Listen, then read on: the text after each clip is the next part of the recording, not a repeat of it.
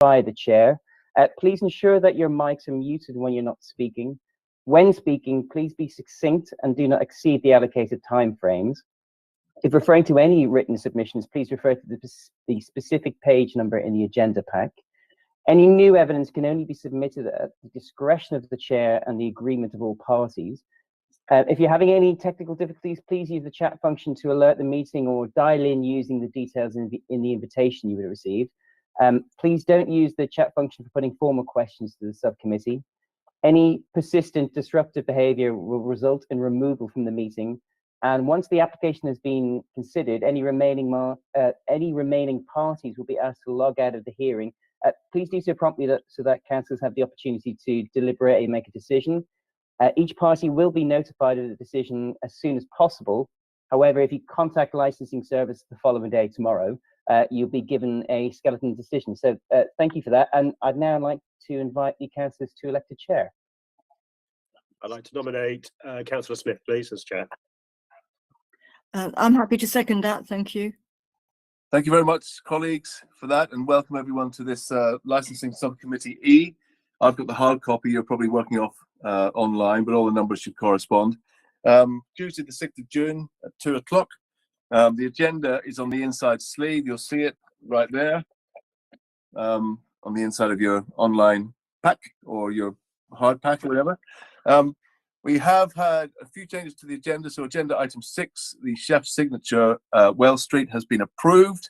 So we're not hearing that item anymore. That's agenda item 6. And agenda item 9, the 10, temporary event notice for Wenlock Barn has been resolved. So that's now off the agenda too. So just before we begin, we'll just go around the virtual room. Apologies, my pack just fell off the table. Just to introduce ourselves, my name's Councillor Smith. I'm Chair of Licensing and also a Councillor in Stoke Newington Ward. Councillor Walker. Hello, I'm Councillor Joe Walker. I'm local councillor for De Beauvoir Ward. Thank you very much. And Councillor Suso Runga. I'm Councillor Sheila Suso Runga and I am Councillor for Hackney Central Ward. Thank you very much. And Councillor Kennedy, just explain why you're here. Councillor Kennedy, Hackney Wick Ward. I'm observing only today as part of my training to become a full member of the committee. Thank you. Amanda? Good afternoon. I'm Amanda North from Legal Services, supporting members this afternoon. Thank you. Thank you. And David? David Tuitt? Good afternoon. I'm David Tuitt. I'm Team Leader, Licensing and Technical Support. I'll be speaking in regards to the application at 85 Kingsland High Street. Thank you very much, David. And then we've heard from Green, the people at the Immersive Group. We've got Daniel, Nathan and Dominic there. So we've heard from you already. Thank you for that. And then I can see Marden. Marden, yeah. Do you want to just... Yes, I'm Tahir Shah, 85 Kingsland High Street. You're the applicant, yeah? Yes, I am the applicant, 85 Kingsland. And you'll be speaking, yeah? Yes. Brilliant. Thank you very much. Thank you. And then we have Suba. Good afternoon. I'm Suba Srinamal, Principal Licensing Officer, and I will be presenting the reports. Thank you. Thank you very much. And I believe we have C2 on the call, beginning with, I don't want to mention your name, but I just want to clarify the others in regards to Chickenburg Limited. That will be C1 and C2. I presume that's how you would like to be referred to rather than your names. Is that correct? Yes, Mr. Chairman. I believe I'm C1. Yeah. Thank you very much. And C2, is that you would like to be? I believe I'm C2. Thank you. Yeah. Just C1 and C2, just for clarity. C2 has an issue with timing today, meetings and things. So if it's okay with you, C1, would it be okay for C2 to come in before you? No, Mr. Chairman, I'm not happy with that. Okay. What do you propose then? Well, it's up to you, Mr. Chairman, really. But I'm not happy with deferring on this one. Okay. Well, I think C2. That's okay then. It's if it can't We're only allowed 5 minutes each anyway, aren't we? Yeah, so C2 Yep. is just a case of whether you can, whether your time constraints sort of, because what we're thinking of doing here is taking you after the applicant, essentially, before responsible authorities because of your time restraints. And would that be myself and C1? Yeah, both of you, yeah. But I Okay. just asked C1 if he would be happy for you to go before him in that section. He said no. No, while it's disappointing, that's absolutely their prerogative, and so I accept that and really appreciate you moving this one to the front. Thank you. Okay. Amanda. Chair, whilst I note that C1 is objecting to C2 going first, I do think it is the chair's decision to allow C2 to go first because it isn't a substantial representation in terms of timings. So it is your choice, Chair, whether or not you would like her to go first. Okay, I think C2 seems to be happy, and I want to keep C1 happy too. So I want to keep everybody happy. So let's just keep it as it is.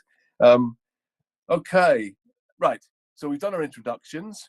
Now we'll move on to the agenda. So agenda item 1, election of chair. We've done that. Agenda item 2, apologies for absence. I don't believe any apologies have been received today. Is that correct? That is correct. Just looking for a nod of the head there. And then agenda item 3 is declarations of interest. Do members have any declarations of interest to declare? No declarations to declare, Chair. Fantastic. Nothing to declare, Chair. Thank you very much, Councillor Walker. And then agenda item 4, minutes of the previous meeting. There are no minutes for consideration today. And then agenda item 5 is the licensing subcommittee hearing procedure, which I'll just run through very briefly, just so you all know how it works. Various steps in this with various timings. So I'll just go through it. Step 1 is the appointment of chair and the introductions. We've done that. So thank you everyone for that. Step 2, the licensing officer will outline the report for each individual case. That will be over 5 minutes max. This is the general order, which will switch a little bit for Chickenburg, as I mentioned before, but we'll just carry on. Step 3, the applicant will present their case in support of their application, 5 minutes. And then you'll have responsible authorities. In this case, we have the police, ultimately, that can't be here today, but you've reached an agreement on conditions. But they're still concerned about a few things, and I believe members have read that latest submission from the police. Is that correct? Yeah, you're aware of all that, yeah? Yeah, brilliant. And then we've got licensing as a responsible authority and 2 others.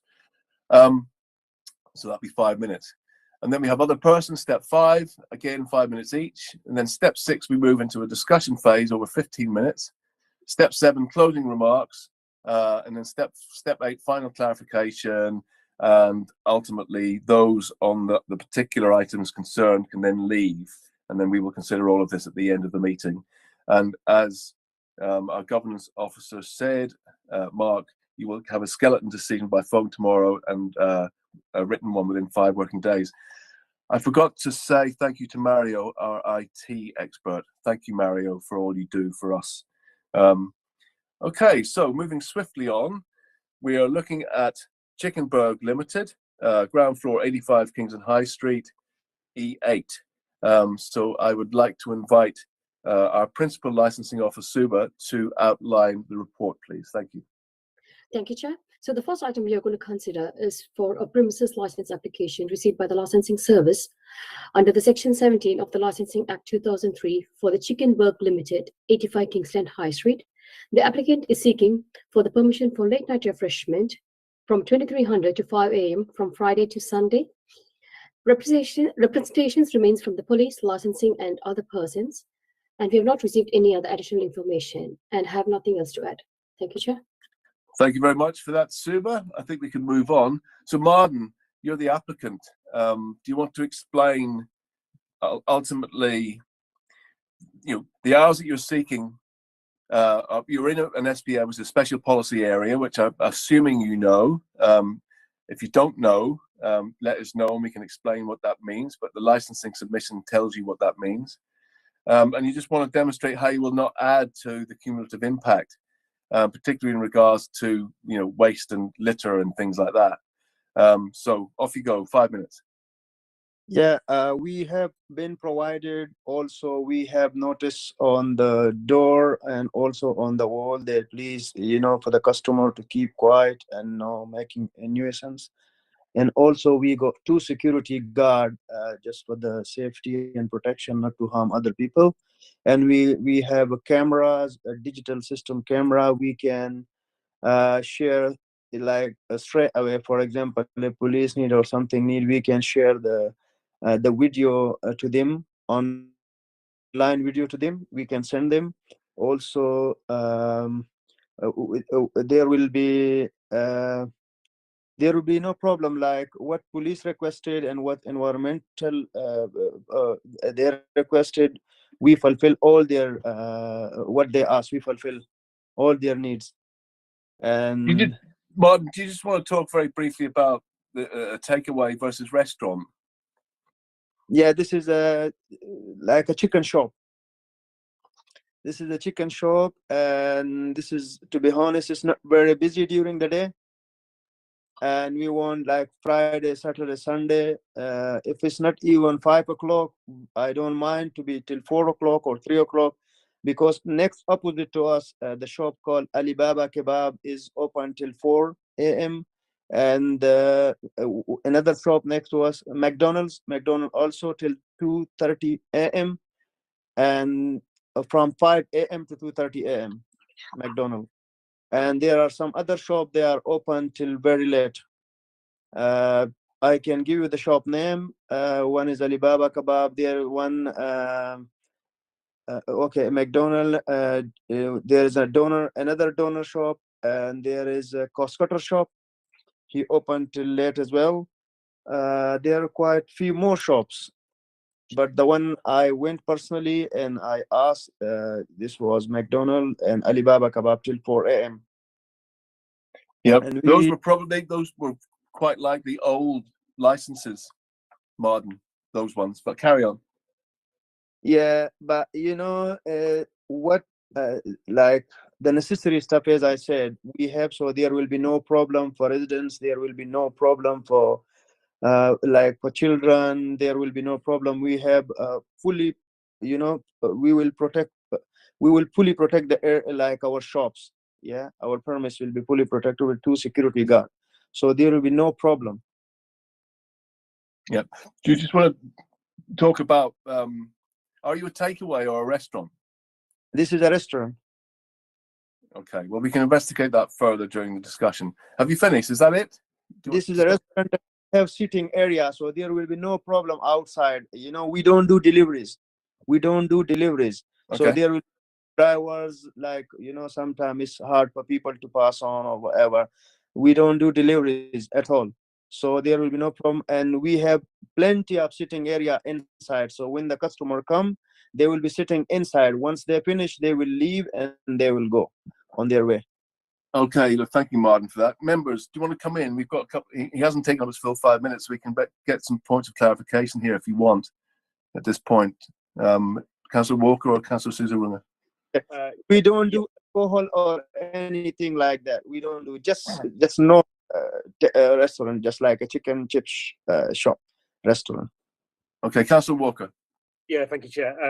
It was really just sort of further clarification, really, on this issue over whether you are a restaurant or whether you are a sort of takeaway outlet, because that's obviously been raised by the police, and it would be good just to sort of get a few more details in terms of how you are actually managed as a restaurant. How many people can you have in your restaurant, in your premises at one time? And will there be any cases where people just sort of come in to the premises to order food and then take it away? So it'd be good to get some clarification over just how you're going to manage that, please. We have up to 20 people sitting area, and if the people want to take it away, we have no problem. They can come and they take away. We have no problem, but we don't do delivery. That's what I mentioned to the police as well, and they said, okay, that's fine. I have the police Amanda emails and things. We are sort of agree. Can I just follow? Of course. Yeah, I think what we certainly need further clarification on is the fact that, you know, given you're looking for very, you know, late night opening, there's going to be a lot of people sort of coming through who will be looking for takeaway rather than just sort of sitting in a restaurant, and so that, you know, it could be seen that your premises becomes more of a kind of takeaway outlet than a restaurant. How are you going to sort of manage that in terms of, you know, both crowd control? There are lots of people kind of spilling out of late night bars and stuff looking for that kind of food late at night, and it'd be good to kind of just know how you will sort of control that in terms of antisocial behaviour. Like I said before, we do have the security guard. We have 2 security guards for weekends, and also our shop is not that busy like a big restaurant and things like that. This is just kind of chicken chips shop when you know some very few customer coming there. Not during the day is also slow, and during the night is also slow. So we want to kind of you know, to pay our bill and stuff. That's why I want to extend the time. And it's very hard for us to pay the business rate and rent and everything just for during the day. You know, if I tell you the sale, you will be surprised. It's very low sale right now, and it's very hard for me to you know, to move on with this. Trust me, this is the only way I'm extending the hours. Hopefully this will bring us some luck, and we will move on with our business. Otherwise the shop has to close. You know, there is no point. Councillor Susan Runga. Could I just have clarity on, you say you have 2 security guards at the weekends. Could you clarify their times that they are on duty for on the weekend, please? Could you give me the times? Thank you. From 9, right now it's from 9 to 11, but once we extend the hours, it will be from 9 to whatever the license been granted. For example, if you grant me the license for 5 o'clock, it will be till 5 o'clock. If you grant me 4 o'clock, it will be till 4 o'clock. If you grant me till 3 o'clock, it will be till 3 o'clock.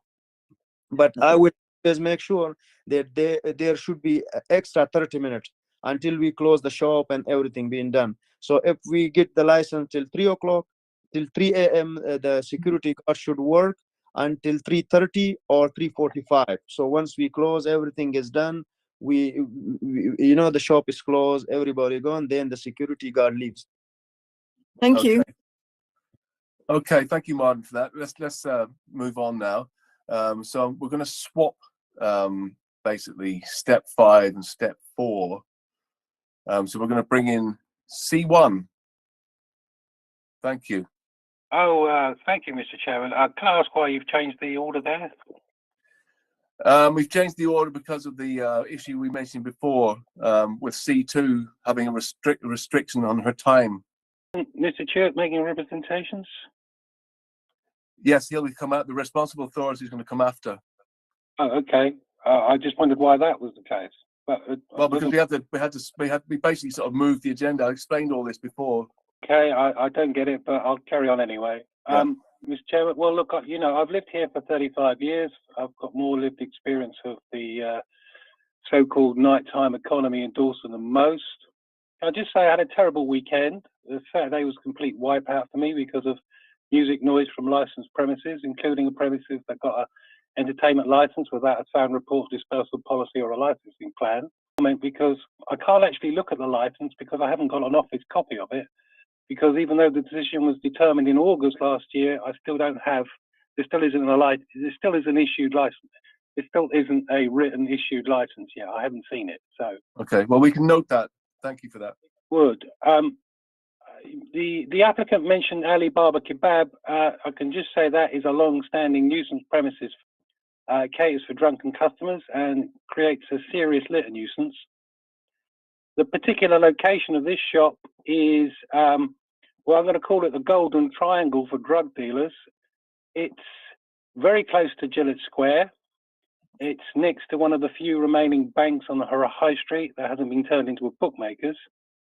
And Gillett Square is much frequented by drug dealers, street drinkers. I've personally been offered ecstasy, ketamine, and other illegal substances. And it will be a magnet, this place, for drug dealers and near do after midnight. So I'm personally thankful for the closure of a similar chicken shop that was closer to me, which was a considerable nuisance. And drug dealers used to openly stand up. I'm surprised the police haven't mentioned it. I'm confused about what the applicant has said about, he says there's going to be no delivery service. Is he offering that as a condition? I have to deal with 2-stroke engines, diesels, learner drivers, etc. Of the applicant in terms of the restaurant size and capacity for eating indoors. So I don't know what's going on there. Yeah. I'd like to see a condition prohibiting pickups and delivery services, and the applicant says there's no problems with takeaway. I can't quite understand why you need to a very busy restaurant. Also, that financial viability is not a relevant consideration. The only other thing is I have a big problem with litter. I used to have a couple of seagulls on my roof. It sounds a bit of a strange one, but they're a nuisance. But what he was having to clean up after them, and there were literally thousands of chicken bones on the roof, which I had to pick up. And clearly, chicken bone litter is a big problem. And even bigger problem for me is the refuse services reckless between 3 and 7 a.m. They use a high pressure compressor. And, you're talking about an hour, 2 sets of, can be in a very extremely loud volume noise coming from these machines, which I think is illegal. And frankly, I've had enough of it. So I'm thinking of suing. So all in all, Mr. Chairman, those are my concerns. Thank you. I've noted all of them down. Thank you very much. So let's move on to C2 then, please. Can you hear me? Yes. Thank you. Thank you very much, Mr. Chair. Thank you very much, all present. I mean, just to say, really, I agree with all C2's points, and I think that the fact that Alibaba has been a long-standing problem speaks to the one of the key concerns of the committee, which is there is absolutely no doubt that extended license to Chickenburg, if granted, even if it was only granted by a small amount, would add to the cumulative impact. Therefore, I suggest it should not be granted. And so the cumulative impact is just undeniable. I've a lot in my submission, so I won't go through all of that again, but I will certainly add to C1's, no, C2, I'm C1, I'm sorry, C2. No, you're C2, he's C1. Okay, sorry. C1, Golden Triangle, the fact that C1 has been offered ketamine and ecstasy, my kids have been offered drugs, and clearly that's a serious concern, and I can that a late night chicken shop would absolutely add to that and encourage that aspect of the area. Similarly, I don't see why, if it's this very, very busy, very tame shop, why 2 security guards are needed. But perhaps more importantly, the security guards don't actually help the residents at all anyway. The security remit outside of the shop, the problem that residents face is that people come to the area. I mean, I think it's probably worth just painting a brief picture of what will happen if they are going to a chicken shop late night. They are not going for a relaxed and quiet meal. They are going to either fuel up before or after more drink. I think that the other thing that I would like to flag about the applicant's description was they said there will be no problem. I mean, this just isn't true. It also said that we have fulfilled all the police needs. Again, that is not true. Then I think that I mean, it's really just the fact that it evidently will be a takeaway. So that the description was that people will take. The applicant's own description was that people will take away. So yeah, I mean, I don't really have anything else to add except to most emphatic terms that this could not fail to add problems for residents for many years. Okay, thank you for that. Members, any points of clarification, or should we move on to responsible authorities now? No points of clarification from me. Okay, Councillor Walker? None for me either. Okay, so thank you for that, C1 and C2. I'd like to invite Mr. David Chewett from the Licensing Authority, please, to outline your concerns. Thank you.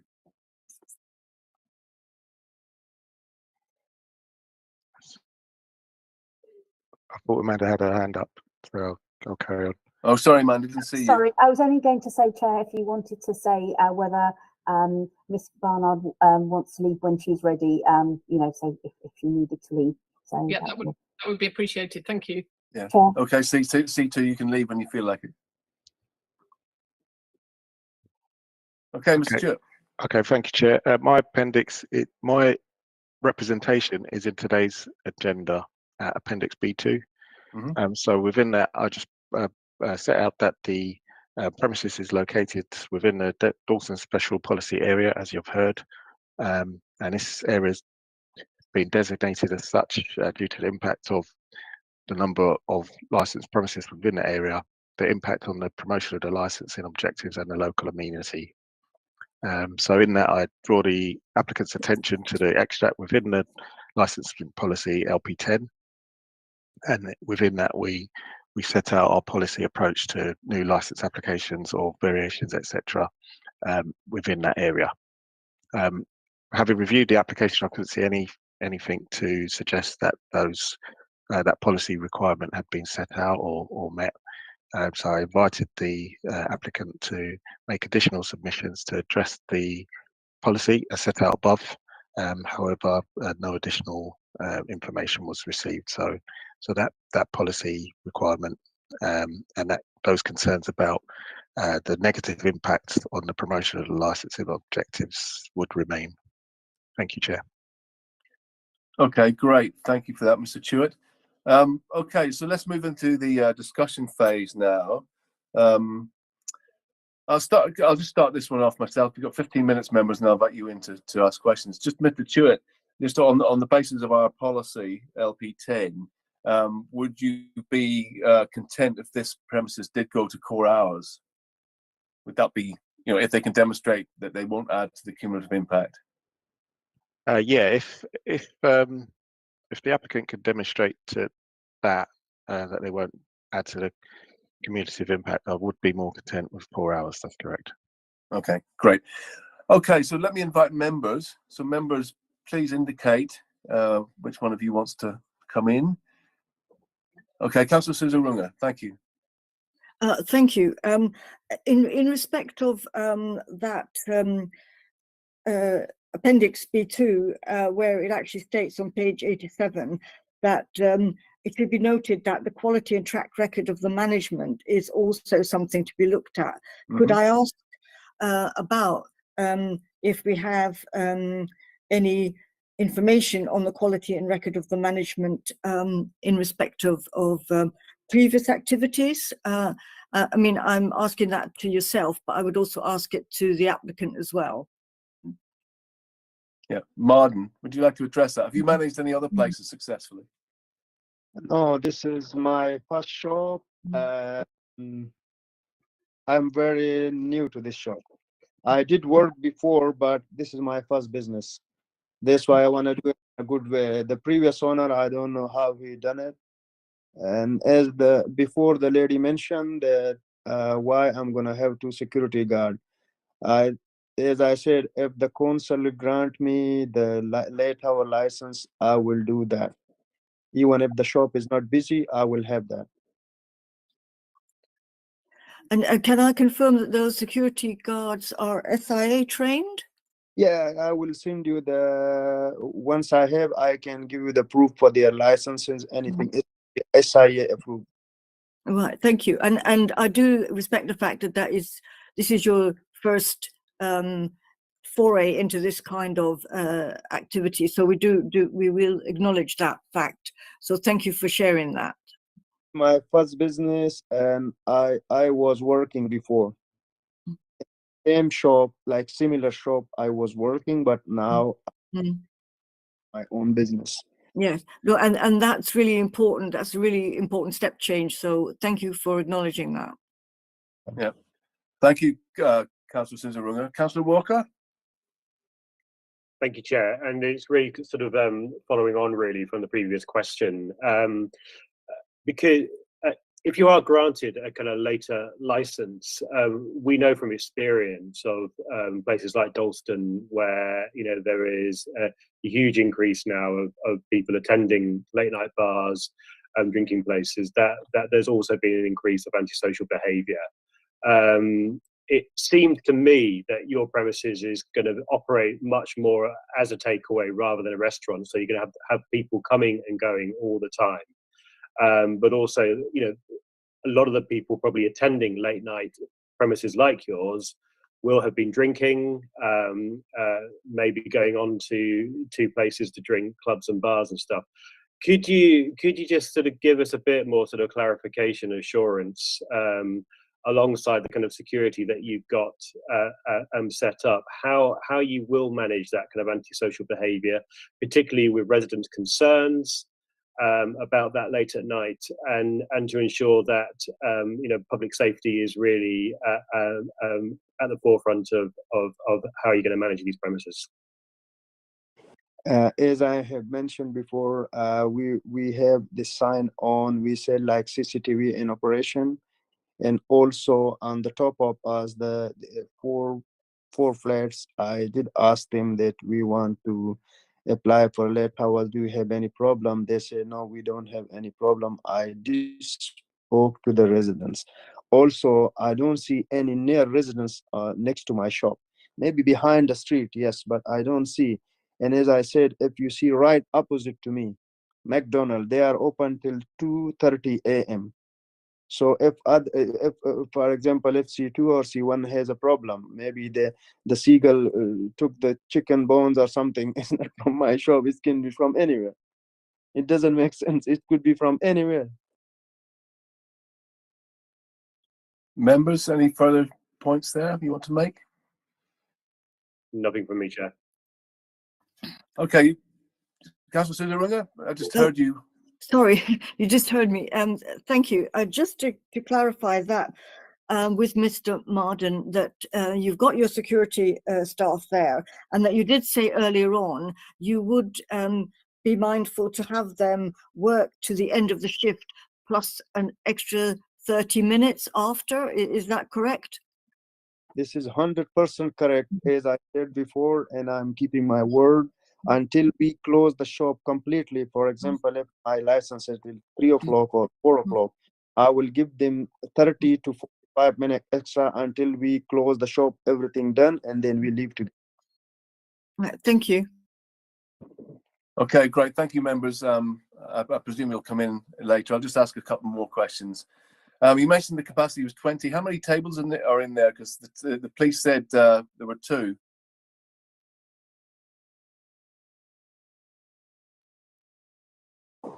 It's about 5 tables. And how many people can sit at each table? So, no, now we can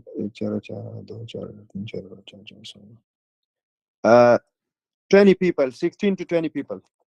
How many people can sit at each table was the question? 4. 4 at each table. So what we have done, we done like 2 tables and 4 chairs. Right. Did we have a plan of that, Suba? Did I see was there a plan submitted? Yes, Chair, it's within the report. I'm just trying to look at that. Sorry, let me have a quick look at this map. Can someone give me the page? So it's after the Appendix A, the application. It's 81. Sorry? It's 81. 81. Thank you.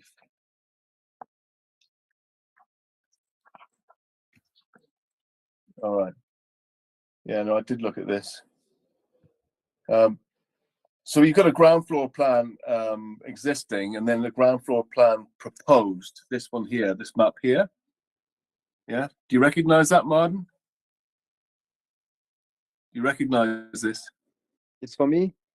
Yes. Do you recognize that? That's your premises, isn't it? 85 Kingston High Street. Yeah, ground floor. The only difference I can tell between the two is basically you're introducing a fryer in the proposed, a new fryer. Is that right? Yeah, it's all the way at the back. Okay, because I mean, basically they look quite similar, but there's no seats represented on here. That's my point. There are no seats on there. You're telling us you've got five tables and 20 seats. No, there are seats. Maybe some misunderstanding there, but we do have seats. Even I can send you the picture or video, anything, evidence you want. Yeah. So that's just on capacity. Mr. C1 wanted to know if you would accept a condition prohibiting you from doing deliveries. Would you accept a condition on your license to that effect? Yes or no? Yes, as I said, we don't do deliveries. Yeah. The other thing is, obviously, it would make our life a little easier if you were just a restaurant and not a takeaway at all. So you need to contemplate that. Councillor Walker. Thank you, Chair. Just sort of going back to the issue of capacity, the concern I have is you said that you have a capacity of sort of 20 people seated in the restaurant. How much space then is left for people queuing and waiting for takeaways? Because at busy times, it feels like, you know, you could be having to sort of deal with quite a lot of people in that space, and how you're sort of manage that sort of crowds. Around 6 to 10 people they can stand, include the buggy, include 2 buggies. If 2 buggies with if someone coming with buggies or with suitcase or whatever, so you can say 10 people. Yeah. Does that answer your question, Councillor Walker? Yes, although I am sort of still concerned really around very busy times, late at night, how that would be sort of managed. Yeah. So we have next to the window, inside the shop. If you start from window until the table, so if some people give order, 4 people this side and the other way. Yeah, once you complete your order, you stay this side, and 10 people in the queue total. Yeah. Martin, in your application form, and this is the evidence in front of us, you stated that you would be a restaurant which serves hot food to eat in, right? That's what you said. The police don't believe that's the case. They believe you're a takeaway, and you have said that you would allow people to take away. And we need to be clear, Martin, that this is a restaurant as you applied for, with no takeaways. So Okay. you need to clear that one up for us. It's either a restaurant and takeaway, or it's just a restaurant. Yeah, and it would be easy for us to be just a restaurant. I can't stop anyone. For example, if someone, when I go to the restaurant and if I don't want to eat there, I just say, can you make me take away? I just take it home. So I can't stop someone like, oh, no, you have to eat in here. This is wrong. When someone, you know, if someone want to eat in, yes, if they want to take it, I have So you're no not problem. a restaurant then. You're not a restaurant. You're a takeaway. A restaurant. It's very different. They're very different things. A restaurant. We are restaurant. Yeah. Well, you're right. Yeah. If you're a restaurant, then if people go to a restaurant, they normally sit down and eat in the restaurant. They don't take it away. Yes, but I know, but I can't stop someone. If someone come up to me and say, okay, I'm in a hurry, I want to take it home. I can't lie here. If I lie here, no, we don't do takeaway. This is not takeaway. For example, if someone in a hurry and they say, oh, excuse me, I just pack it for me, I will take it. I said, okay, take it. Yeah, but if you go to a normal restaurant, it's very unusual to ask to take stuff away. Anyway, Councillor Walker, you had your, sorry, Martin. Councillor Walker, you had your hand up. Yeah, just coming in on that, because I think if it's a restaurant, then it's much easier to contain a lot of the issues that we've been sort of talking about and discussing this afternoon. Whereas, you know, you're saying that you will have 2 security guards on on the door. So that really sort of says to me that the main focus of the business actually will be takeaway rather than kind of restaurant service, because if it was a restaurant you wouldn't need that kind of level of security on the door, would be my presumption. But it would be good to kind of get your comment on that, please. If you come to my shop, for example, if you send anyone related authority, if you send them, you will see this is a restaurant. Even you can see in the system with the licensing team, this is a restaurant. But again, for example, if people eat in, yes, they eat in and there's some overlap or something, they want to take it. For example, there is a restaurant called Lahore. When I go personally with my children, and if I like, I say, okay, I'm in a hurry. Can you just pack it for me, the rice and thing? I just take it and I go home. But that is a restaurant. We are a restaurant. You can eat in. But the overlap, for example, if someone leave it, they say, please, can I have it with me? I say, okay, no problem. And regards to the security guard, I assure the police, I have the emails from them as well. I said, we will hire 2 security guards. First I said 1, but if you have problem, I can hire 2 security guard. I can hire 2 security guard with SIA approved. Okay, Martin, thank you for that. Amanda. Sorry, Chair. I was just only going to say that through the Chair is that the applicant does need to make the decision. It's not a case of just what the customers want, whether or not he is going to be a restaurant or a restaurant and takeaway. He has to make that decision now, rather than constantly saying that it's down to the type of customers. Yes, we understand those points, but he has to be clear, because we need to say what's on the application and what we're considering, because it makes a difference to the conditions, etc., that you will agree. Yeah, it makes a big condition, Martin. And remember, you have actually applied as a restaurant that serves hot food to eat in. That's what you've applied for. You haven't applied to be a takeaway, but the fact is the police think you are a takeaway, and you're telling us you actually are a takeaway, and that changes things. That means, Martin, you may not get your license, so you need to really think carefully about this. Come back. We are a restaurant, and we will keep it as a restaurant, and we want, if there's the issue, we will strictly not allow takeaway. 100%. That's what we're asking for. Thank you. Chair, sorry to intervene again, is that I think we need to double check with the licensing officer, given that the application itself only says restaurant, whether or not the licensing officer would expect any kind of variation or anything, or can it just be amended at this stage to be a takeaway as well, or not? Because I think that makes a difference to what the applicant will have to do. Thank you. Did you get that, Mr. Stewart? Yes, I did. I saw this application as a takeaway chicken shop with some provision within for seating.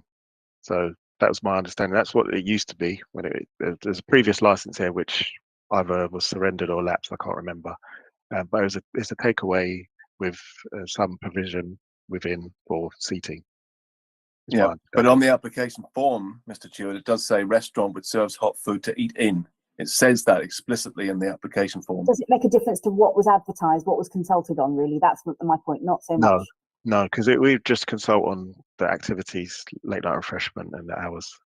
So, Mr. Stewart, just on the point that Martin has accepted it's now a restaurant and he won't be doing takeaways. Thank you, Martin, for that. Makes a difference. Can I say a word, Mr. Chairman? Yes, go on. You can see from the licensing plan that the area is very small. It does seem like that, but I'm not sure how this works to scale this particular plan. Well, it is typical of a takeaway. Like you might have a Chinese takeaway. There is a service counter. There's a small area for standing. He says there's 5. Have you seen 5 tables in there, Mr. C1? What there is you can see on the diagram. You can see that there's an L-shaped counter, and you see people sort of standing there, sort of eating, out of cardboard boxes. Right. So no seats, no tables in there. You can see. I've never seen tables in there. No. Right. So okay. So I also just another point I'd make is I think, you know, even if you license it for just consumption on the premises, I think, as the applicant has pointed out, that will be impossible to police or impossible to enforce. People will simply walk out of the shop with their cardboard boxes of. I don't see that as. I think that's just asking for, you know, licensing breaches. That's what the thing is, Mr. C1, that's what he applied for. I appreciate that, but I'm just saying I don't think that is, you know, I don't see that as being a realistic proposal in the circumstances. And the only other thing I'd mention is any prohibition of drinking alcohol on the premises. Okay, we can ask that question to Martin. So no alcohol on the premises. Do you want to condition on that basis, Martin? Is that good?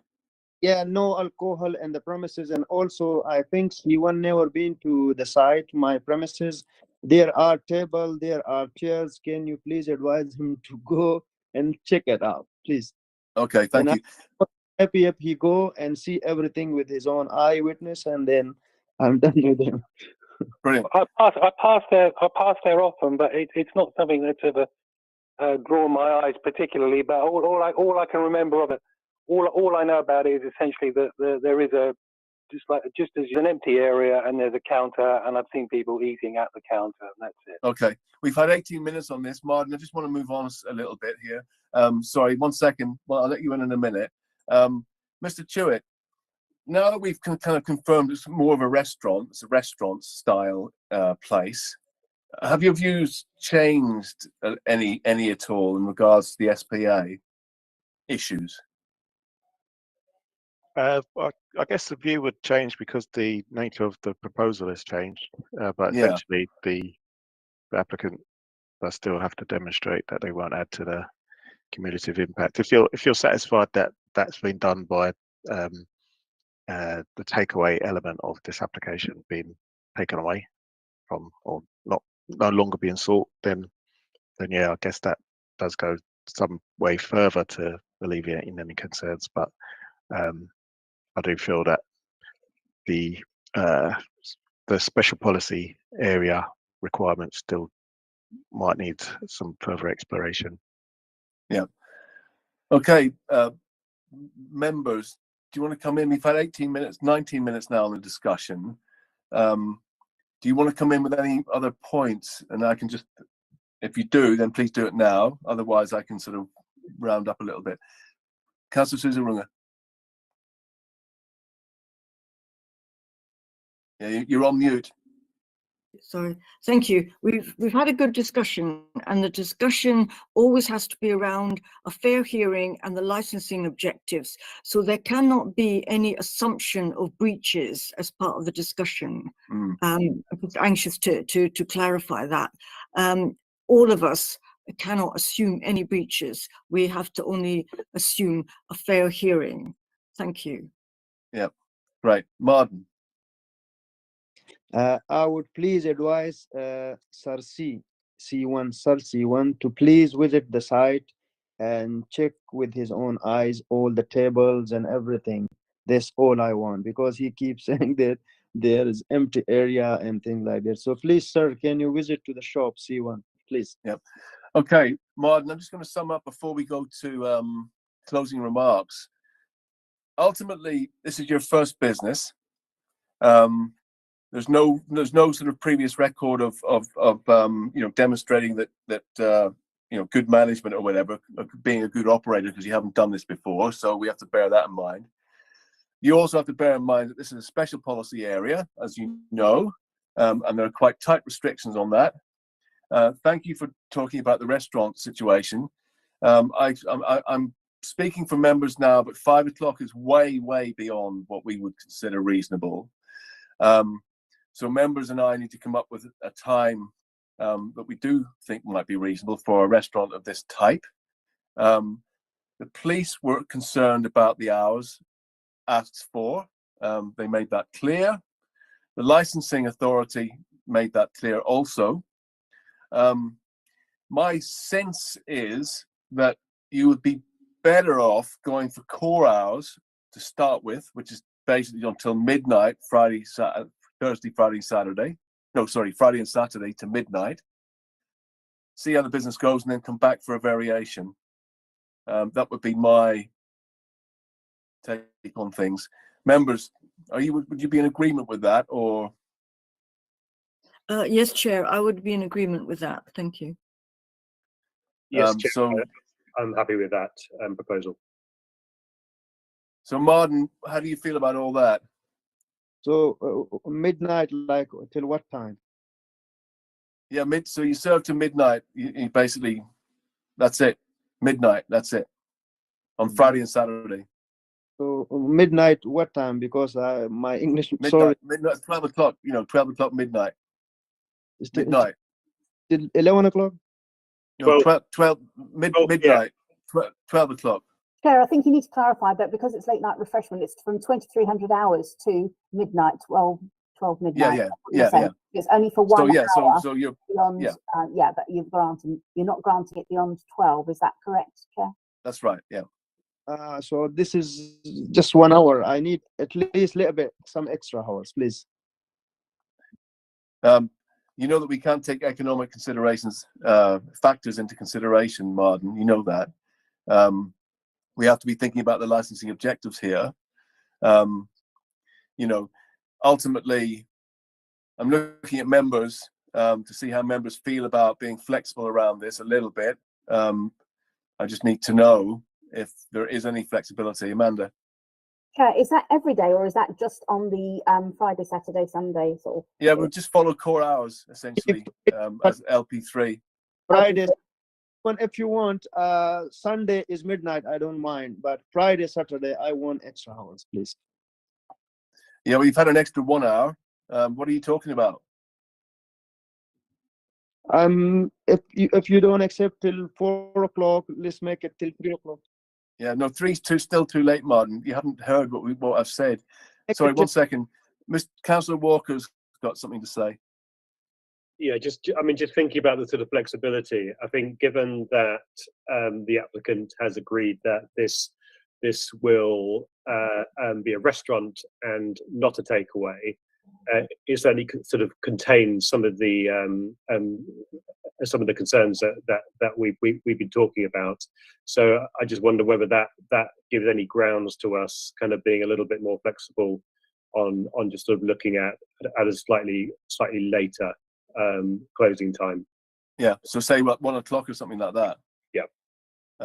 So Martin, the application refers to Friday, Saturday, and Sunday specifically, because Monday to Thursday is until 2300 hours. Yeah, we're going to follow core hours, and we're just going to look at Friday, Saturday separately, Amanda. So core hours for the rest of the time, and then Friday and Saturday we're thinking of 1. Councillor Susan Runga, how do you feel about that? I think 1 is fine because that gives you extra time over the weekend, and I think that's fair. And also, I think then that may include, if there is security there, that may include an extra half hour as well. So that would be half 1, but I definitely wouldn't go beyond that point. And like you say, he can apply again for a variation in the future. So I think that's very fair. Yep. Okay, Martin. So the deal is, or what we're going for here is 1 o'clock. So you had an extra, basically, an extra hour from core hours on Friday and Saturday. Yeah. The other days are to 11 because that's within core hours. Sunday, and we can say 11 on a Sunday as well. Core hours on a Sunday are actually 10:30, but 11 is okay. And then accepting the condition, you'll be able to come in C1 in closing remarks. I know you'll have things to say. Where was I? And the acceptance of the conditions around the prohibition of deliveries and also the prohibition of drinking alcohol in there. Yeah, that would be a condition. Yeah, 100%. Yeah, and then we would just want to alter the SIA condition that the police offered up and just get the correct wording, which we can do. I can send you, once I do that, I will send you even the. Yeah, I think two SIAs, Martin's probably too much. I think 1 would be sufficient, and there may even be a conversation to be had about whether he actually needs them or not, members, if it's just going to be a restaurant, but we can discuss that. Amanda. Yes, Chair. I just wanted you to clarify the closing time for this then, for these days. So 1 o'clock. 1 o'clock. Closing at 1 as well. Okay. Yeah. Okay. Not 1:30. No, 1 o'clock. Okay, so that's where we're at, Martin. So should we go to closing remarks? So if I'd like to ask Mr. Chewett to come in and with your closing remarks now, David, on where we've ended up. Can I just clarify? So those hours that are being suggested are 1 o'clock Friday and Saturday. Yep. The day followed Friday and Saturday, and then the rest core hours apart from Sunday it goes to 11. Well, it's late night refreshment, so there's no activity. Yeah, you're right. Yeah. There's no activity on any other days. Is that right? Yeah. Okay. I've got nothing further to add, Chair. Thank you. Great, thank you very much. And Mr. C1. Yes, Mr. Chairman. I regret that. Well, I would have preferred to have just said a little bit more before the closing remarks. That mentioned the fair hearing. I don't think there's any way that it can be considered that the applicant hasn't had a fair hearing. What I'm looking for really is in everything is and in all these licensing decisions is a coherent licensing scheme. Yeah. Some of the decisions aren't coherent, and I suggest to you this: realistic to consider people just won't walk out of the premises with food. Not in this type of establishment. Well, maybe Martin, you want to come back on that? A discussion, or am I summing up? Go ahead.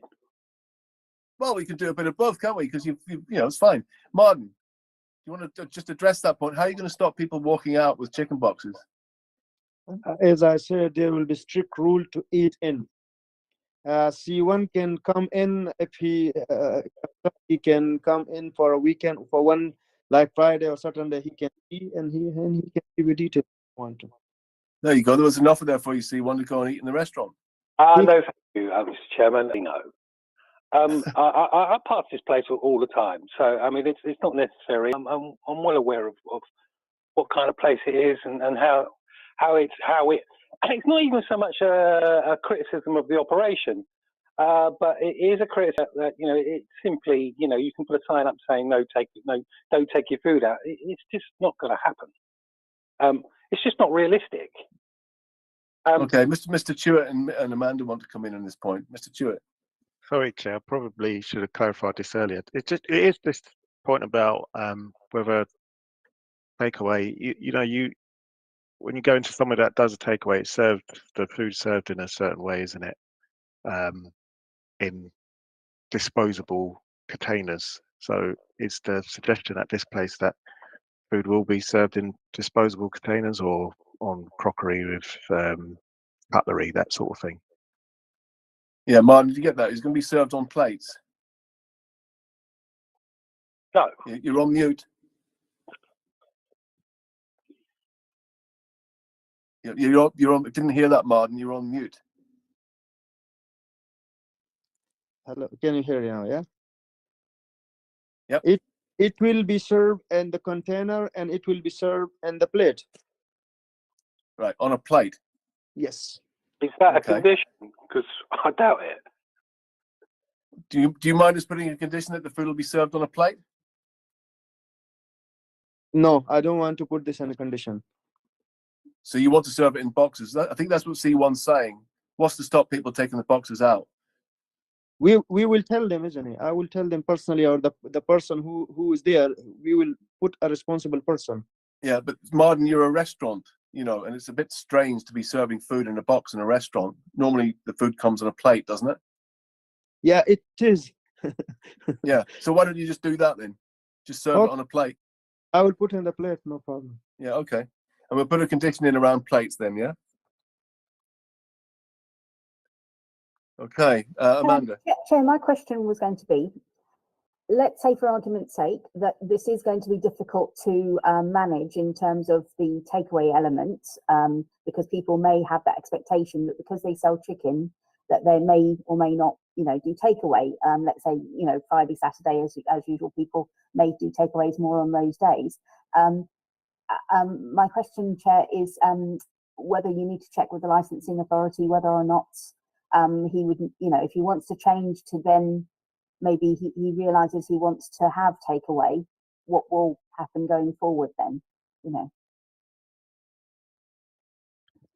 If you're minded to grant and attach a condition of no takeaway, then it would be a matter of variation at some point, and that application will be considered on its own merits. Thank you, Mr. Chair. Isn't it? Michelle, look, my point is a simple one. It's just not realistic. What you know, it isn't realistic. What is being proposed here?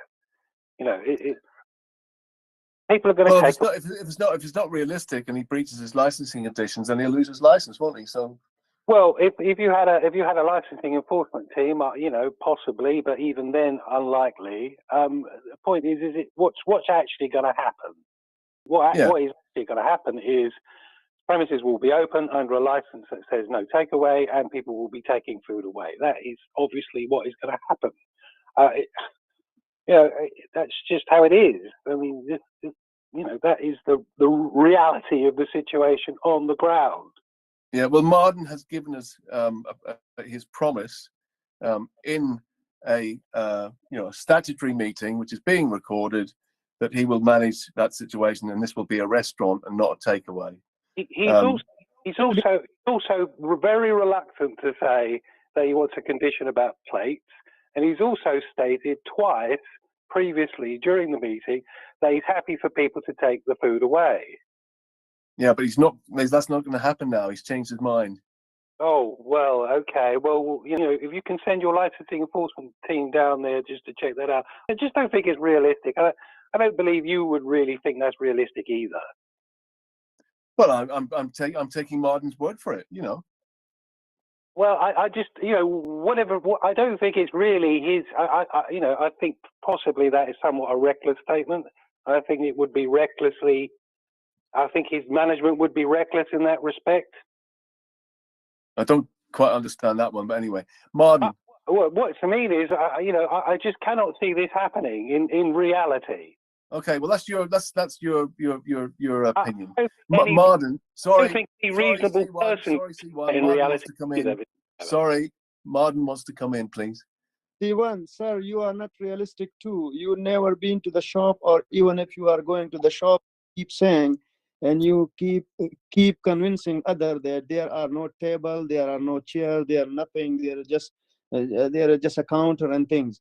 But if I say, and if I'm telling them, and if I, you know, advising them that please, can you visit to the shop? You will see the table and chair. And you keep saying that there are no table, there are no chair. So you are not realistic too.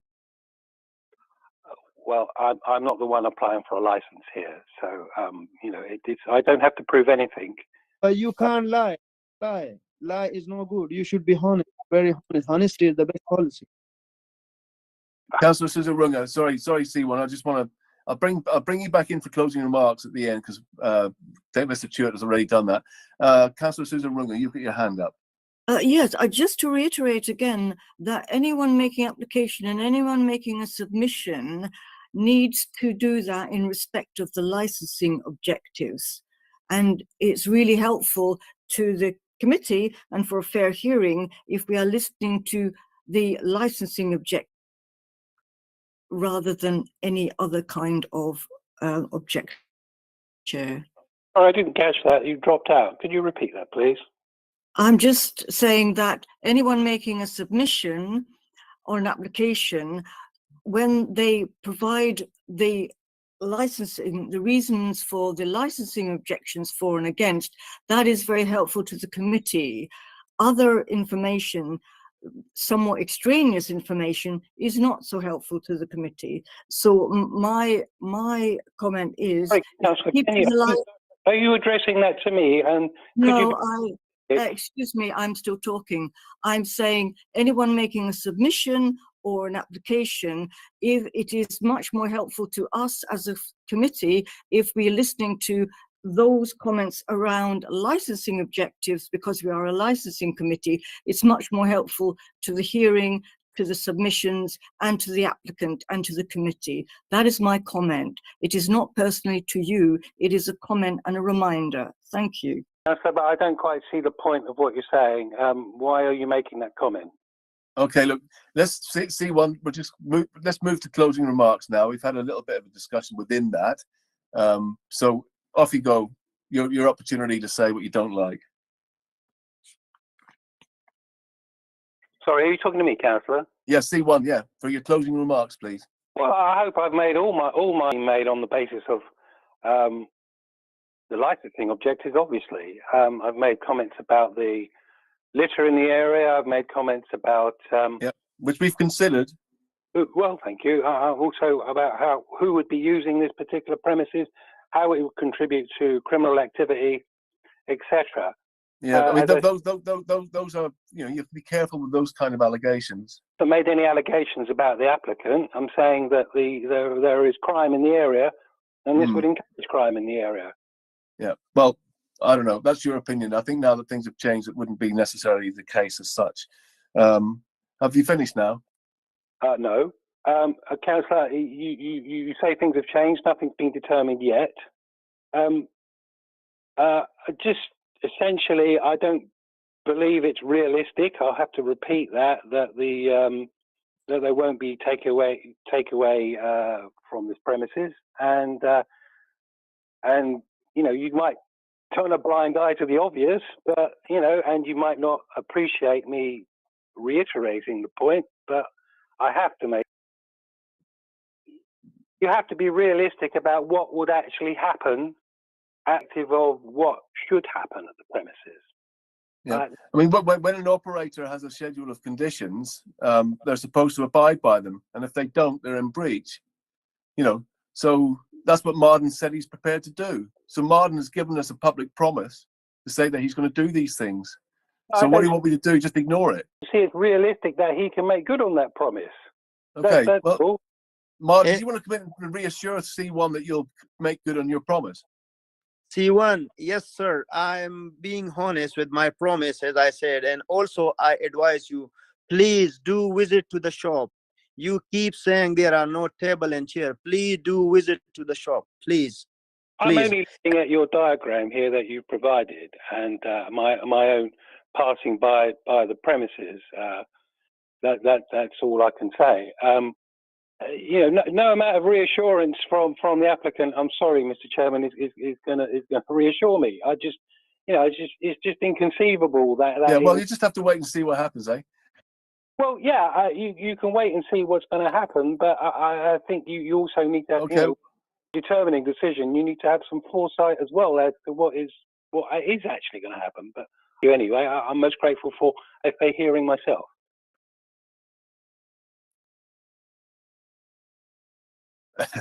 Thank you, C1. It's always a pleasure. Okay, so any points of final clarification, folks? We have been on this an extended amount of time, so apologies to the other item on the agenda. Any points of clarification? Any points of clarification, members, at all at this point? Final clarification? None from me, thank you. I can't see you. None for me. Content? Yes. Okay, great. Well, I think that's it then. Martin, thank you very much for your time. Thank you very much for your promises, and sincerely wish you all the best with that. I hope that we don't see any takeaways coming out of there, because obviously we won't be happy. So thank you very much, everyone. Martin, you can fall off the call now. And thank you to all, and sorry for my English if I say something wrong or something. No, it's been fine, Martin. Thank you very much for your time. Thank you all, and God bless you all. Please stay safe for you and your family. Thank you very much, sir. Thank you. Okay, take care. All the best. Great. Okay, so do people need a comfort break at this point, or is everyone happy to go on? I'm just looking around. Everyone happy to continue? Yeah? Yep. Okay. Well, we'll continue on to the next agenda item then. Thank you very much. This is the Immersive Group Gaming Limited. We've been through the hearing procedure. You've been on the call the whole time, so you kind of know how it all works.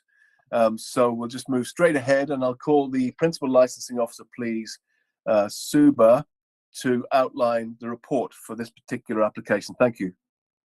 Thank you, Chair. So the last item we're going to consider is again for a premises license under section of the 17 of the Licensing Act 2003 for Immersive Group Gaming Limited, 1 Principal Place, Unit 2A, 2B, Worship Street. The applicant is seeking to authorize the supply of alcohol for consumption on the premises from 11 to midnight, Sunday to Wednesday, and from 11 to 1 a.m., Thursday to Saturday, as stated within the report. Representation still remains from one other person, and I have nothing else to add. Thank you, Chair. Thank you very much, Suba, for that. So just on the representations, environmental health have withdrawn. They agreed a condition of paragraph 8.1. The police have withdrawn there as well, agree conditions at paragraph 8.1. There's one other person, and then there's a planning informative around hours on there as well, which you need to be aware of, which I'm sure you are now. So I'd like to invite the applicant to present their case in support of their application. I've got 3 people here. I've got Daniel, Nathan, and Dominic. Daniel, the VP of Operations, Nathan, International Operations, and Dominic, General Manager of the Shoreditch branch. So which one of you is going to be speaking today in support of this application? The 3 of us will be speaking, Councillor. Okay, so you've got 5 minutes between the 3 of you then. Who wants to start? Sure, I can start. I just wanted to clarify. Is that Daniel? Yes, I'm Daniel. Hi, everyone. Hi, Daniel. Okay, off you go. So we noticed from some of the comments that there might be some misconceptions around what company. So I just wanted to use my couple of minutes to explain what we do and where we operate elsewhere in the UK. So we are an immersive gaming company. We operate locations where groups of 1 to 6 people can step into what we call game boxes and play social games together. The boxes are, it's very simple. It's 9 square meters where all the walls are touch screens, and all participants wear hats which track them inside the room. So you can play with a group of friends, and the way you interact with the game is you touch the walls, and when you move inside the room, it moves you inside the game as well. We have 3 owned and operated venues in the UK, which we have operated since 2020. We have one in Southwark on 83 Scoresby Street. There are 12 game boxes in that venue, and we have been selling alcohol at that venue since we opened there. We also have one venue at the Lakeside Shopping Centre in Essex with 9 game boxes, also selling alcohol since we have opened. And the 3rd venue is in the Manchester Arndale Shopping Centre, where we have 8 game boxes, also selling alcohol since we have opened. This will be our first location in Hackney Council. We're very much looking forward to opening there. Obviously, Principal Place is a good location for us because there are a lot of offices nearby, and our type of venue attracts a lot of company socials, like Flight Club or Swingers or Hi Jingo Bingo, which is also in the area. There will be 9 game boxes in our Shoreditch venue. And we are also applying for a premise license to be able to sell alcohol at the venue. Okay, that's 2 minutes. Yes, I will then pass over to Dom, who will be the general manager of the venue, just so he can give a bit of background on himself, and then Nathan can also explain how we're going to mitigate some of the concerns that were raised. Okay, Dominic, thank you.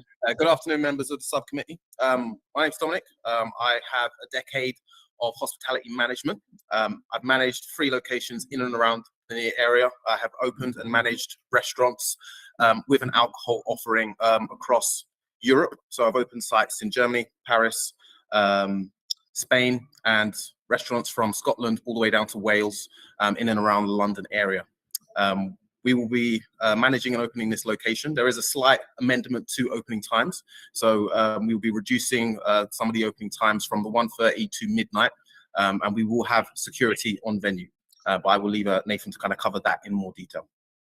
Excellent. Conscious I've not got much time, so just You've really got 2 minutes. You've got, Nathan. excellent stuff. So I'm just going to talk about two of the outstanding points, basically communications that was sent previously by Simon Charles as part of our team. The first was a recommendation from the Met Police to actually provide SAI security personnel, which we plan to do on our peak days as per the recommendation. So the Friday and the Saturday evenings, and also if there are any sort of unique peak days, for example, bank holiday weekend, we may also look to have that on the Sunday evening as well, but that will be from 6 p.m. until 1 a.m. in the morning. Really looking after that peak operation, working all the way through, and also supporting the safe sort of closure of the venue. As well as that, from a Challenge 25 point of view, and to mitigate any sort of proxy sales, as was mentioned before by Daniel, all of our individual game boxes only have a maximum of 6 people in. So what we plan to do is guests can order their alcohol from actually inside the game box. The team member going in will actually do Challenge 25 and ask for ID for any of those individuals, and obviously only give the alcohol if they are satisfied that they meet obviously all of the requirements as part of that. We do have CCTV that looks directly into all of the individual game boxes, and they are glass fronted as well, so you can see from the outside. So from a sort of monitoring that point of view, we can do that on a regular basis, and we couple our CCTV for obviously up to 28 days as per normal anyway. So those are the sort of two outstanding points that we plan to do. In terms of staff training as well as Challenge 25, we plan to do WAVE training as well. So welfare and vulnerability engagement training, which was another sort of recommendation. In terms of SAI security officers, we're looking to use the same company that actually feature quite heavily in the area. We wanted to make sure that they were familiar with the types of guests that are in the area, and also be able to have that communication. So if, for example, there are some unwanted guests that leave a nearby area, they can give our team members on site a bit of a heads up to ensure they're potentially refused admission if necessary.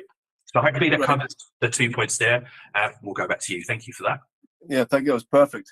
That's 5 minutes and 13 seconds. Well done. 3 of you to present one presentation within the time limit. It's quite exceptional. Thank you very much. Okay, so over to the police have withdrawn, as I say, nothing from license. The other persons are not here, but they have made a representation, which members have read. Just clarify that, members, if you just nod. Yes. Yep, brilliant. You've gone off screen, so I can't see your faces. But thank you for the yes. Councillor Walker, I presume you've read it all, yeah? Yes, already, yes. Okay, so I think we can move on to the discussion phase. You have addressed some of the issues around the sound control booths, which was the representation from other persons. So I'd just like to invite members to come in and ask some questions. Thank you. Councillor Susan. Oh, thank you, Chair. Yes, I wanted to ask about sound booths. And as you know, there was some issue in Appendix C about sound booths. But like the Chair has said, with the glass-fronted sound booths and what you've said takes away some of that issue. But I just wanted to ask about there's the game boxes. They sound fantastic, but is technology in there? And how does that work with bringing the alcohol into the sound booth?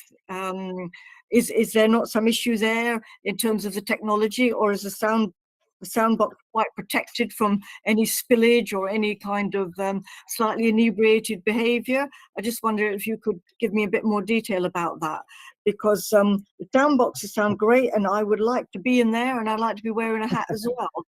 But if you could just explain how technology and alcohol work together in a confined space, that would be great. Thank you. Yes, absolutely, Councillor. Thanks for the question.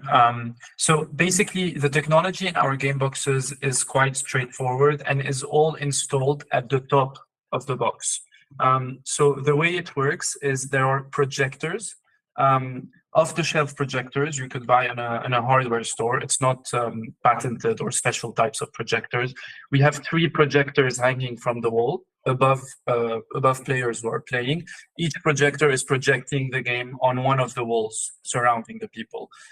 The walls are just normal walls. And the way the walls know that people have been interacting with them is through LiDAR sensors. And these LiDAR sensors are also hanging on top of the walls. So all this to say, there is the last bit of technology that's in the rooms is speakers for the sound, also hanging on top of the players. So all this to say that from eye level downwards, there is nothing electronic that is accessible within the game box. As we mentioned, they have a glass door at the front.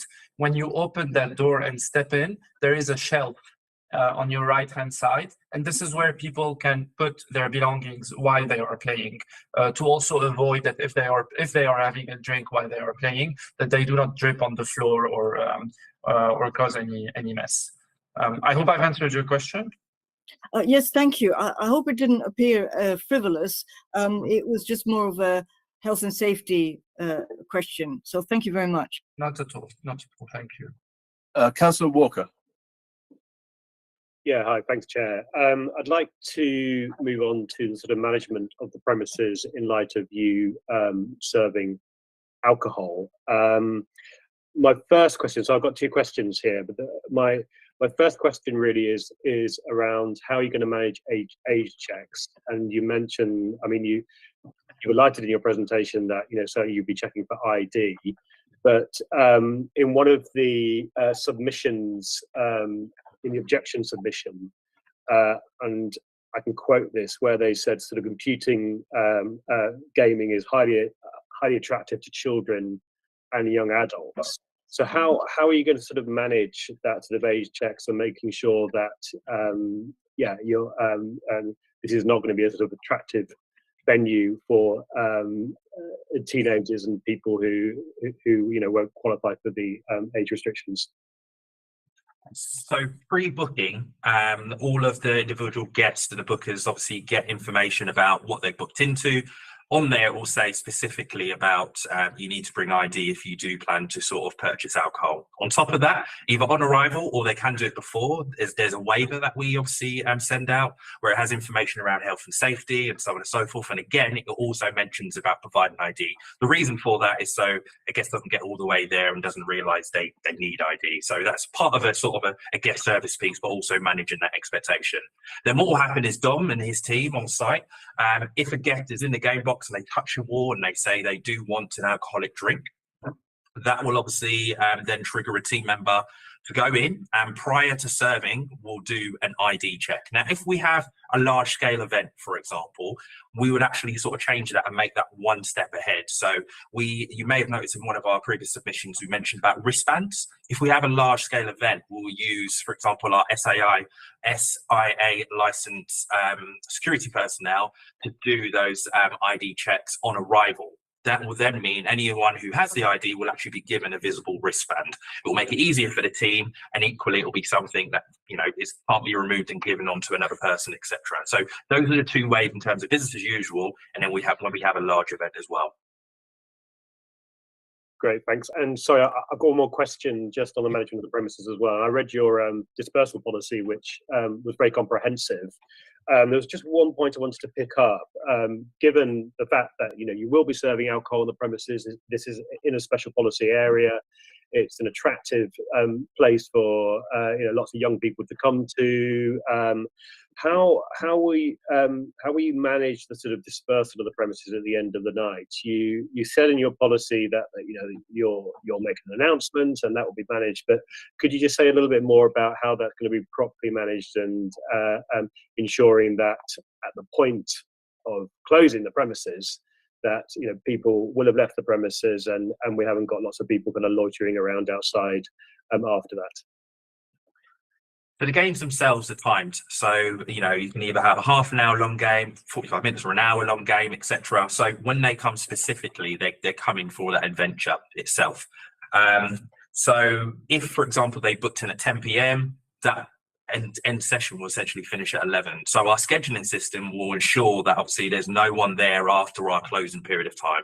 So Dom works quite closely with our customer service team and prior to obviously us opening, all of those time schedules will all be there. So you won't be able to book a time that starts at say 5 to 11 and have people dripping out after our closing time. On top of that, obviously, as mentioned, on the Friday and Saturday and any peak days, we will also have the security personnel as well. And if needed, they can obviously assist with, you know, the safe closure of venue to ensure that people are leaving appropriately. But what we tend to find, and obviously Daniel mentioned, we've got a number of venues across the UK, but we also have a number in the US as well, is that generally when it comes to that last game, people are making their way out. They've done what they need to do, if that makes sense.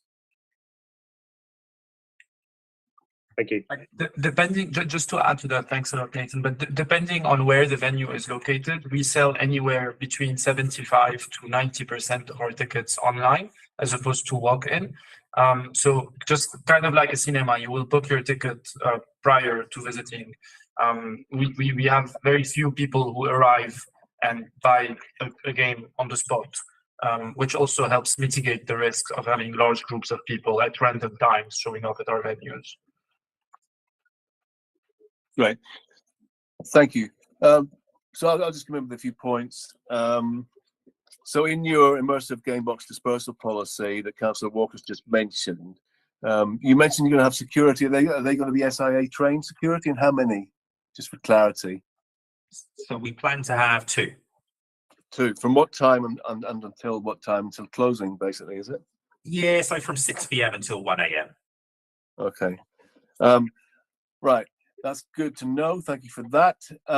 Just on the capacity sort of issue, there's 9 boxes, 6 people, 54 people altogether. I'm just looking at your plans around for people just to sit on and just kind of like drink at the bar, whatever. Yeah, is that right? Is that how I'm? Yeah, I can see in this diagram I'm looking at. I believe you can see it on here that this semicircular bit is a bar. Is that right? Yes. Right? Is that correct? This bit here? That is correct. So the right and round the outside of this, there's some seats. My question is basically, you've got 54 in the boxes, and how many other people hanging around basically and sitting down? Yeah, we don't expect to have more than 20, 25 people hanging around and sitting around at the same time. Okay, sometimes so when we... That would be 80 then altogether, roughly 79, 80 people, you reckon, maximum? That's what we expect, yes. Yeah. Would you be happy for us to put a condition on capacity in that regard onto your license? What is the capacity ceiling which you would like to enforce? I mean, that's down to the fire authority, actually. I don't know, Sue, have we heard from the fire authority in relation to capacity for this venue? Do we know? No, Chair, I might need to look into it. Because we're still seeking advisement on that matter, but initial consultation was around 120. Okay, so that's quite a lot more than 80. That's 60 more, isn't it? 60, no, yes. Yeah, I mean, there would very rarely be a reason why we would. 30 more, actually. Yeah, but there would very rarely be a reason 40. to exceed that. Sorry, my maths is getting confused. That was more based on square meterage. Yes, that was based on square meterage. Okay, Once so, all the boxes are full, it will be around, the 70 to 80 mark maximum. Yeah, I wonder, can we, Amanda, can we put an advisory note to get the fire authority to look at the capacity of that venue? Is that possible, Amanda? Yes, Chair, we can do that. Although that is something that they're required to do under legislation as well. Okay, so you need to do that anyway. Okay, and then so that's that one. So would you be happy with a condition of 80, say? I think we would defer to what the maximum allowed by the fire authorities would say. I mean, okay, well let's wait for that to come back, and then we'll see where we are then. Yeah, that sounds good. Okay, you say in your application form that you are a gaming bar and a cultural space. I'd just like you to talk about the cultural space that you say you're going to be. You're going to offer craft beers and you're going to offer cocktails. Offering cocktails would imply a relatively, people who can afford cocktails, essentially, which sort of the clientele you would be getting, I presume, would be the kind of clientele that wouldn't be youngsters that one of the others is concerned about, young people just coming in off the street, you know, I can't see them ordering cocktails, not at £7 or £8 a pop. So just go into that sort of side of it. And then the last bit is you've withdrawn the late night refreshment aspect, but you did say the offer was going to be wood-fired pizzas. And I want to know if you've installed the oven already or not, or where you are with the late night refreshment thing, because you've withdrawn that. And I just want to understand sort of how and why and all that kind of stuff. Yes, absolutely. I'll start with the second question. We have not installed an oven, and we will not be cooking any food on the premises. We may sell snacks like crisps or packaged sausages or stuff like that behind the bar, but there will not be a kitchen on the premises, and there will be no cooking on the premises. And this is the same for all our venues in the UK. We do not sell food, basically. Okay. Maybe just some packaged snacks. In terms of the cultural element, I think that this was a box we had to take, if I recall. The extent to which we compare ourselves to customer experience is kind of like a cinema. Again, a lot of our games are done with IP partners. So we have an Angry Birds game with Rovio. We have a Shaun the Sheep game with Aardman. We recently announced a Paw Patrol game with Nickelodeon. That is the way we keep getting people to come and experience new types of games. There is a bit of a cultural element with it because it has to do with like the cinema experience, and it's not a hardcore gaming experience where you have to like shoot and there's no violence. There's no. It's very social and soft and interactive. And when people compare us to VR, we say it's the opposite. Like for us, it's about social, it's about culture, because you don't have a mask on your face. You can see other people and talk to other people. So that's with respect to that. Was there another? And then the cocktail one. Yes, absolutely. Yes, we expect to sell the cocktails at more than £7 to £8 a pop. The bar menu will consist of beers, cocktails. The cocktails will be pre-made mixers. We want to avoid having a lot of staff at the bar at the same time, so it's just going to be bottles that you mix with a tonic or a sparkling water, and the cocktail is already made inside the bottle if on sale at the bar. Okay. So my last point, members, if you don't mind, if you want to come in again, please indicate, is just on the hours as to why you want these hours in an SPA area, which is a special policy area. Obviously, the longer the hours are, the more propensity for people to get drunk and cause problems when they leave a venue. Okay, that's the sort of idea. So where are you on the hours, and would you consider, because you're closing half an hour after what you've requested, I believe, is that right? I think we've amended the opening hours in the application to say that we would close at 1 a.m. we'd close at midnight on Saturday and Friday. Yeah, so basically you can serve alcohol till 1, say, on a Thursday, according to your application, and you'll close at 1 as well. Is that correct?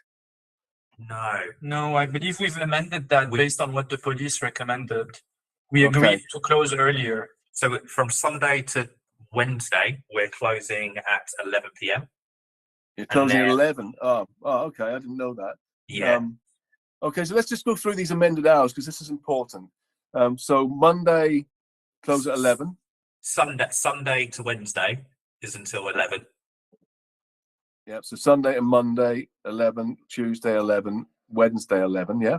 Yeah, and then Thursday to Saturday, midnight. Ah, very good. That wasn't clear to me. That was based on the previous communication, so we've taken action there. Yeah, great. That sounds really good. And that's closing at midnight on those 2 days, yeah? Yes. Oh, sorry, 3 days, Thursday, Friday, and Saturday. Is that right? 12. Yes. Yeah. We recommended this internally to our board as well, and the assumption is that we will open. We'll see how we are in terms of capacity. If we see that on weekends we are getting fully booked until the last game, in that case we will have built up our relationship with the council and showed our ability to run a venue in a proper way, and we could then potentially request an extra hour of opening if need be. Which thank you. I apologise for not seeing that. I didn't actually see look at paragraph 8.1, but that's very important. And thank you for offering those new hours, because they're much better. I think, guys, we're pretty much done here, really, in terms of this discussion. Members, would you like to come in with any further questions at all? I've got nothing. Councillor Susan Runga? Sorry, Chair, very quickly, I noticed on the diagram, obviously you have accessible toilets. So I'm sure you're going to tell me that your sound booths and your game boxes are accessible as well. Yes, they are wheelchair friendly. Thank Absolutely. you. And on top Thank of that, you. in terms of hypersensitivity as well to sound, the guests do have the option to turn down the volume as well if they do want to. Oh, in the actual game box. Thank you so much. That's really helpful. Thank you, Councillor, for that one. That's a good, important question. Amanda? Chair, just to confirm that the times that the amended times are going to be closing 30 minutes after those times that they've proposed. Is that correct? I was under the impression they shut at the times they mentioned, so you can close at 11 on a Monday, Tuesday. Is it not the sale of alcohol until 11 and until midnight, or are they? No, that's not what I having alcohol heard. 30 minutes earlier. Guys, do you want to clarify this? We'll be closing at They'll be closing at those times, Amanda. Yeah, great. Okay, so we're on to kind of like closing remarks. The police aren't here for theirs. The other person is not here for theirs, so it'll be the applicant really. Just a few closing remarks. If you want to come in with some closing remarks, I mean, we've pretty much said everything, I think, but. Yes, no, just I think on behalf of Nathan, Dom, and I, thank you for your time, and yeah, we look forward to working closely together with you. Yeah, well, it seems like a decent application to me. One thing I would say, I did the wave training is quite important, and I would also say that you know, that the whole kind of violence against women and girls, that needs to be really in the back of everyone's mind these days. Misogyny is on the rise, and it really is becoming a problem. We're noticing it more and more and more. So we just need to bear that in mind. So any training around that sort of thing, welfare of staff, you know, any of those training things. We have a thing called Hackney Nights. It's a portal, and if you go on there, you'll see there's lots of free training that staff can have. It's called Hackney Nights. Have a look at that. Yeah, I thank you for that offer of training around you know, vulnerability, welfare and vulnerability training. That's really important. That's it. I think we're done. So you'll get a decision by phone tomorrow and a skeleton within 5 days. So thank you very much for your time, and best of luck with it. Thank you. Thank you very much. Thank you for your time, Subcommittee. Okay. See ya. Bye. Bye. Bye, everyone.